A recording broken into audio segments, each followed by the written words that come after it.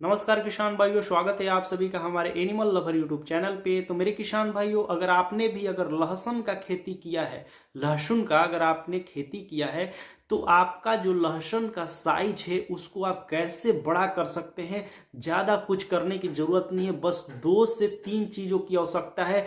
हर जगह मेरे को पता है कि 100 से 120 दिन का लहसुन का पौधा हो चुका है। 70% लोगों का जो लहसुन का पौधा है 100 से 120 दिन का हो गया है और आपने इसमें 3 से 4 बार फर्टिलाइजर का भी इस्तेमाल किया है और खाद भी इसमें डाला है। अब यह आपका लहसुन का जो पौधा है वो लास्ट स्टेज पर है खड़ा, और इस स्टेज में आपको हमेशा यही ध्यान देना है कि कहीं हमारा जो कंद है वो कहीं छोटा ना रह जाए। और अगर आप इस स्प्रे का इस्तेमाल करते हैं, इस दवा का इस्तेमाल करते हैं, तो आपका जो कंद का साइज है वो डबल हो जाएगा। बस आपको 2 स्प्रे करना है और एक और काम करना है। क्या करना है कि मेरे किसान भैया, सबसे पहले तो मैं ये बात बता दूं कि जब तक आपके क्वालिटी में सुधार नहीं होगा, जब तक आप किसी भी तरह की खेती करते हैं, जैसे आपने अभी लहसुन का खेती किया है और आपकी अगर लहसुन में शाइनिंग नहीं होगी, कंद में ज़्यादा उसका टाइट जो उसका जो होता है कंद, उसका चमड़ा जो होता है मोटा नहीं होगा,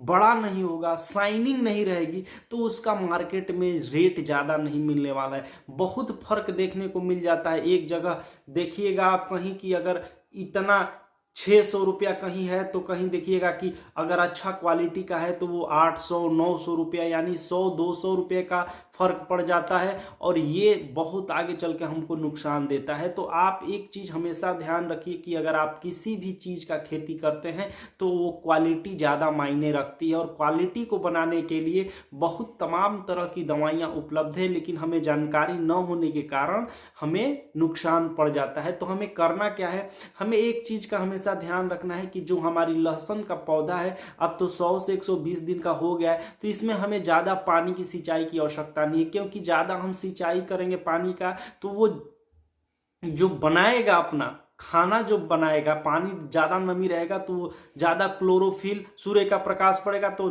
पत्ती ज़्यादा ग्रोथ करेगा, उसका जो कंद है वो ज़्यादा ग्रोथ नहीं करेगा, वो पत्तियां ग्रोथ करेगी, झाड़ ज़्यादा बनाएगा और कंद जो है कि छोटा ही रहेगा।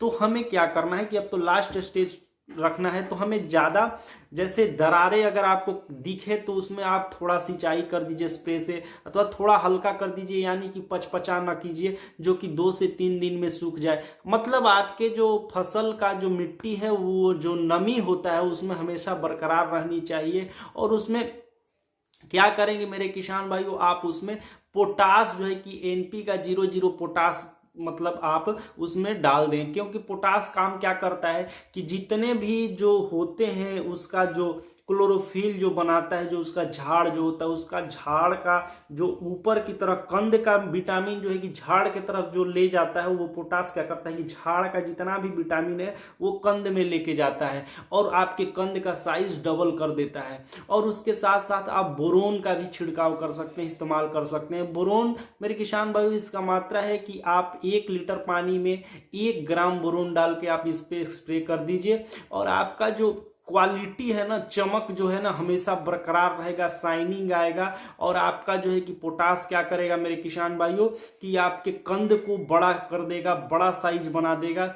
इसीलिए लास्ट स्टेज में आप एक बार पोटास का इस्तेमाल अवश्य करें। और लहसुन की खेती में हमेशा ये ध्यान दीजिए कि पानी उतना ही इस्तेमाल कीजिए कि जितना पानी की आवश्यकता हो। ज़्यादा पानी जो है आपके खेतों में नमी पैदा करेगा, और नमी होने से होगा क्या कि आपका जो कंद है वो ग्रो नहीं करेगा और झाड़ ज़्यादा ग्रो होगा। तो मेरे किसान भाइयों, जो मैंने आपको बातें बताई है, मुझे आशा है कि आपको समझ में आ गई होगी। वीडियो अच्छा लगे तो वीडियो को लाइक कीजिएगा, चैनल पर पहली बार है तो चैनल को सब्सक्राइब कीजिएगा। धन्यवाद।